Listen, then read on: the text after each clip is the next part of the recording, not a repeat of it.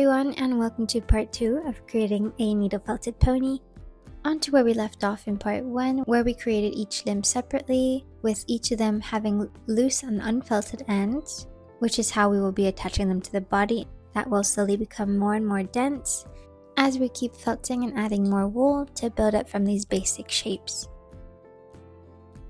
And I will continue to be using my 38 gauge felting needle in this video.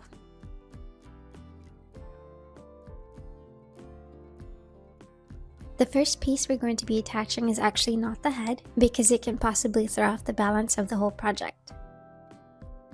I personally like to start with the hind legs first, which will set the balance for the rest of the pieces. So taking one of the hind legs and the body, felting it down just about an inch above the first joint. I felt light enough to not poke the needle all the way through the body, because doing so could cause the body to flatten out. Then I move on to the other side and add on the other hind leg and make sure they are equally aligned with one another.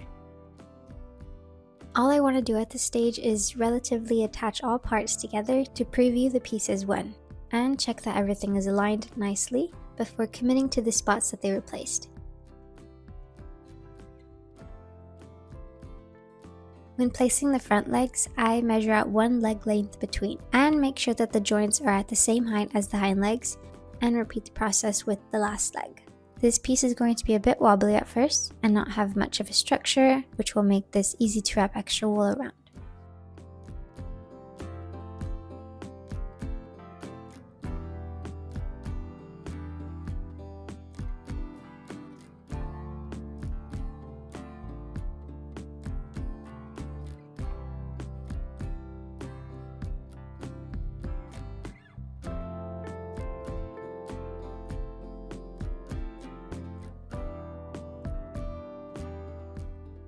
Once all these pieces are together and you're happy with their alignment, it's time to permanently felt them into place so they don't move or unravel. Once they're all attached, you'll be able to see and feel where more wool should be added around the attachment of the legs and the body.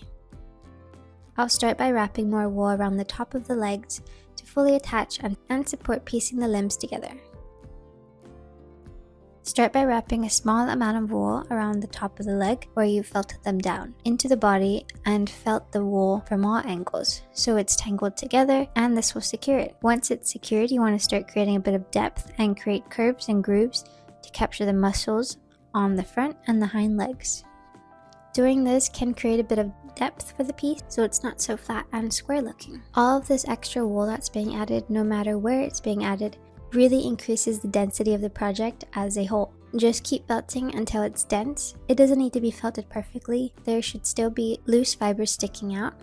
When we get to covering the project with our main color, it'll be completely covered anyway.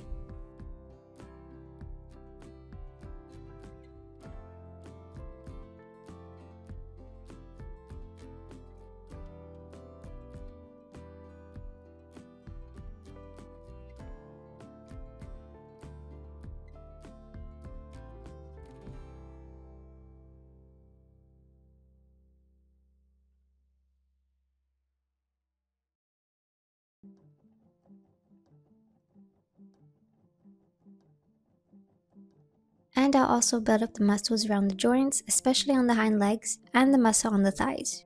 So add a pinch of wool on top and felt down a curved line to get that indent.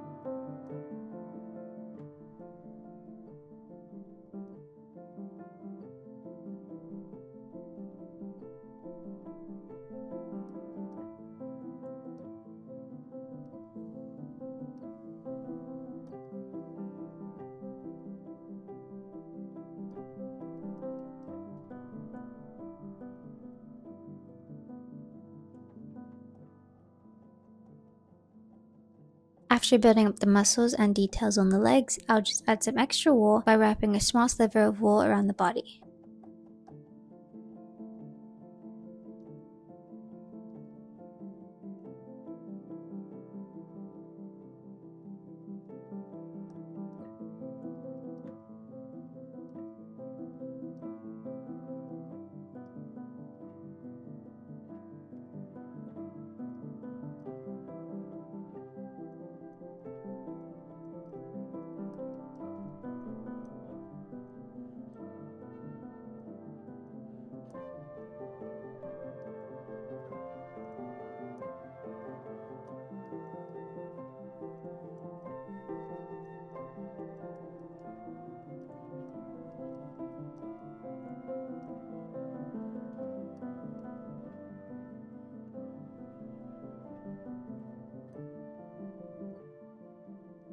And lastly, moving on to attaching the head, spread out the loose frayed ends and hold the head on top and felt it down into the body, and then wrap extra wool around the neck to fasten it.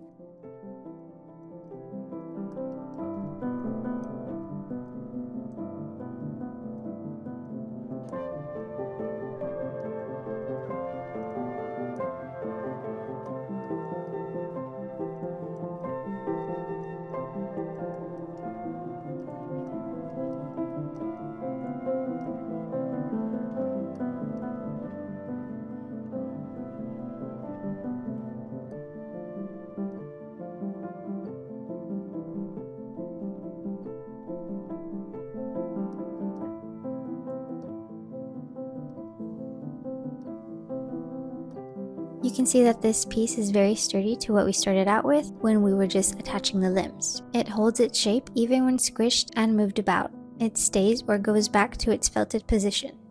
And in the next step, when the color is added on top, it'll be even firmer.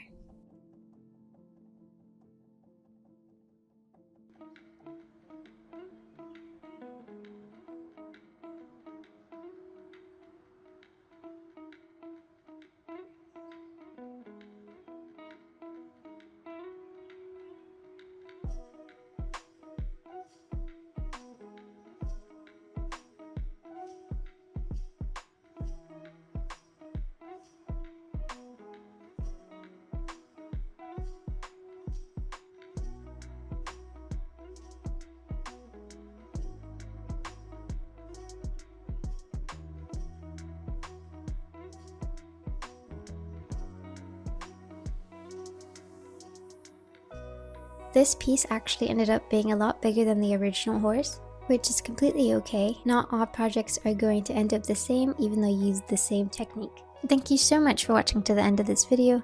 Don't forget that you can use this technique for all types of projects. If you found this video helpful, please like and subscribe for more videos just like this one. And press that notification bell so you don't miss the next video where we can start adding more color and more details.